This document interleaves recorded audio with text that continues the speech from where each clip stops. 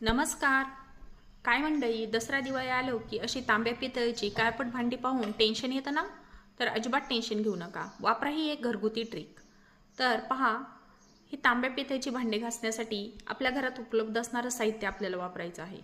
तर रोजच्या आहारामध्ये आपण जे मीठ वापरतो, तर ते मीठ 1 चमचा आपल्याला घ्यायचं आहे आणि एक लिंबू आपल्याला कट करून घ्यायचा आहे. तर लिंबू आणि मीठ यांचा वापर करून तुम्ही पाहू शकता हा तांब्या किती काळपट झालेला आहे. तर तो सुद्धा आपण अतिशय जास्त न रगडता हळुवारपणे आपण जर त्याला लिंबू आणि मीठ याच्या साहाय्याने जर घासलं तर ती भांडी अतिशय चकचकीत अशी निघतात. पहा, तुम्ही पाहू शकता, जसं आपण याला बाहेरून घासलेलं आहे तसंच याच्या कडा आणि आतून सुद्धा आपण याला लिंबू आणि मिठाच्या साहाय्याने घासू शकतो.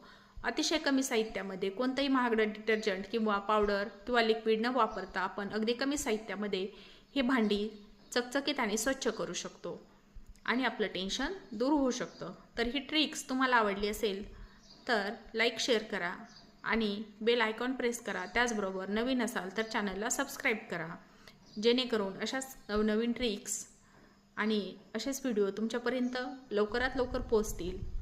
धन्यवाद.